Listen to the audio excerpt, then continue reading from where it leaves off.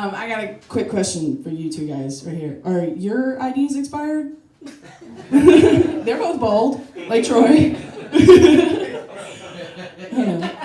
What we got here today, Mark said he was going to do his entire set in Spanish.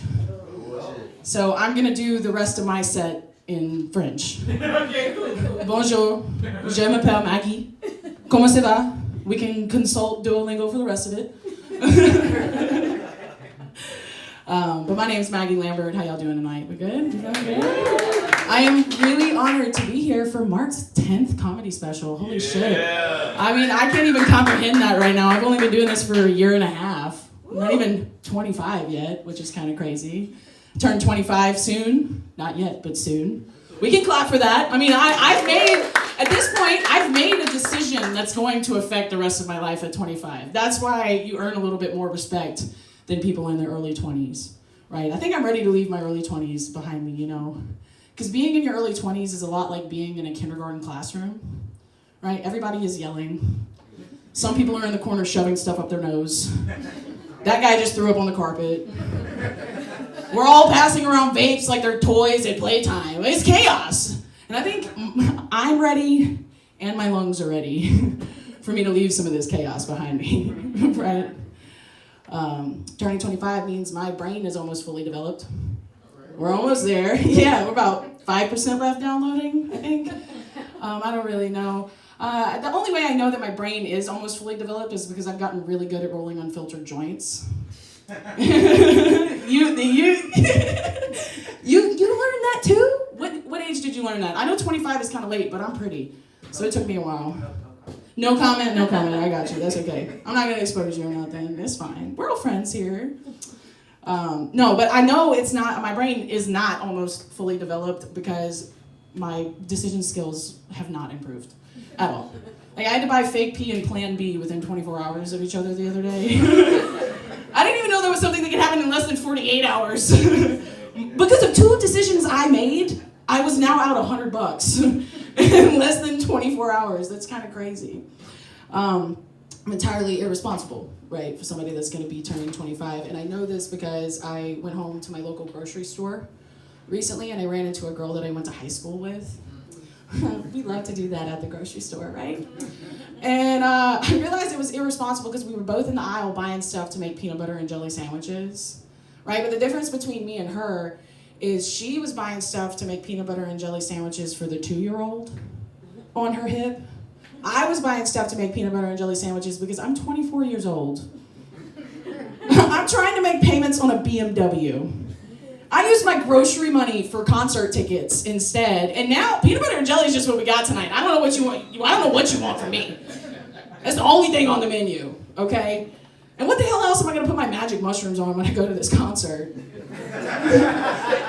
Right? Those of you laughing know that the peanut butter cancels out the taste. You know. My mom was real proud I went to college and learned that. She was. I live in New Orleans. We're all locals here, right? Cool. So now I'm gonna bitch about that little turn on Chapatulas. Okay, so y'all get ready. What happened to me over there the other day? I love living in New Orleans though. I do. It's the only city in America that you can take a Bloody Mary and a cigarette to go. Okay? It's the thing I love the most about it. 5 minutes from a Bloody Mary and a cigarette at all times. But it took 2 years for me to talk to like an NOPD officer, to like encounter one just going about my day, right? To be expected. 2 years? It took us 2 years to get to this point. And it was at that little bitch-ass turn on Chapatulas. I was in the wrong turning lane. Okay, I was in the wrong, not a crime to be in the wrong turning lane. You know, and there's only 2 lanes at that light, one to go this way and one to go that way. And so what I did was probably something we would all do, is I put my blinker on and I pulled my car a little bit into the next lane, so when the light turned green, I could go fill in the spot, make it to that next light 5 feet in front of it, and stop with no casualties. And guess what? That's exactly what happened. Right up until I look in my rearview mirror and I start seeing these little blue lights that look like they were stolen from Spirit Halloween start flashing behind me. And I'm like, what is that? What are we doing here? And the thing is about living in New Orleans is sometimes you forget you live in one of the most dangerous cities in America. It's the truth. You forget. We're having too much fun to realize anything else is going on. And the whole police force is made up of about 50 people who were hired yesterday because they saw an ad on a billboard. Right? So when this cop, who might not have been a cop, pulled up next to me and rolled his window down, what I should have not done is roll my window down and find out what he had to say.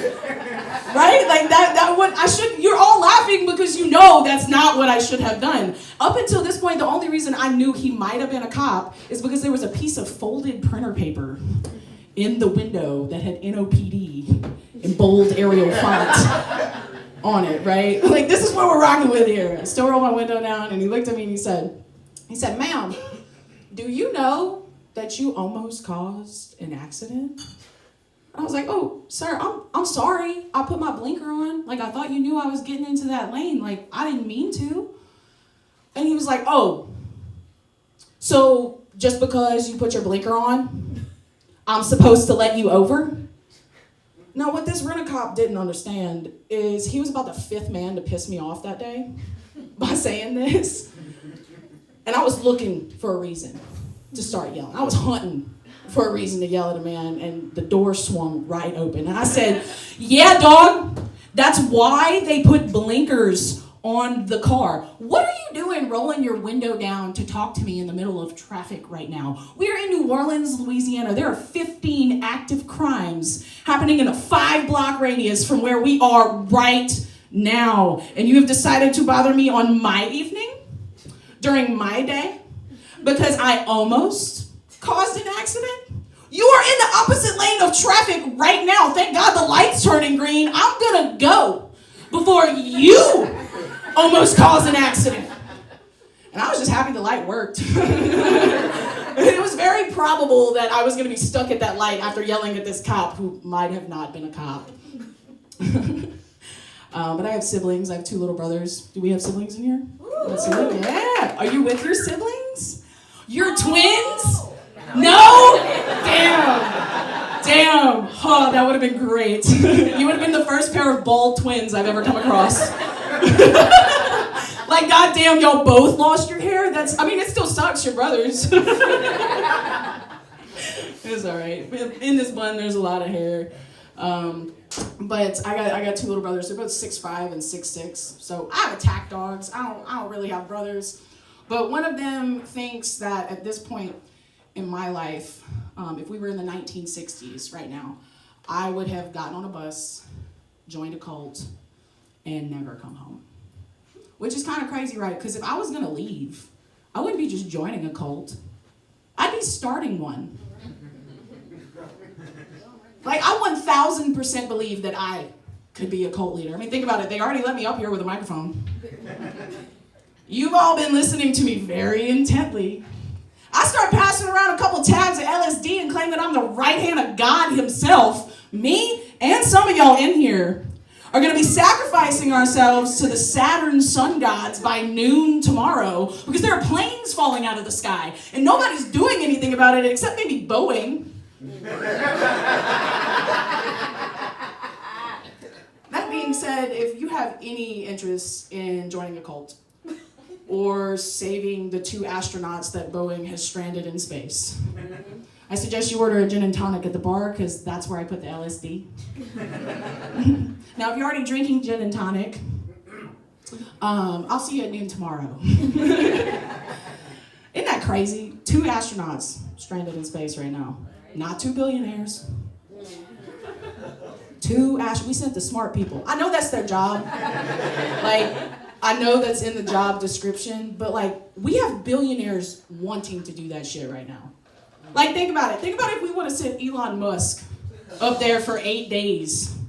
That's his whole thing, right? He wants to go to space. We sent him up there for 8 days. And by the time he got up there, we had to tell him, dog, we ain't got no idea how you coming back. Not a clue. Elon Musk he would now be stuck in space for 60 days. That's how long these 60 days! It would be the best day on Twitter ever if Elon Musk got stuck in space for 60 fucking days. That's insane. That's insane to me. And when you ask NASA What they're gonna do to get these astronauts back? We don't know. That's their answer. We don't know. We ain't got the smartest people in the world can't save smart people. What the fuck am I gonna do? I don't even have an Adderall prescription. And I'm supposed to make it to the end of this year? You ask NASA when they might have a plan to save these astronauts? 2025. Yeah, girl, February of 2025. We're going to be at Mardi Gras, and these motherfuckers aren't going to know whether or not they're coming home yet. But my name is Maggie Lambert, guys. Thank you so much for hanging out with us tonight. And give it up for your host, Troy Duchesne, everybody.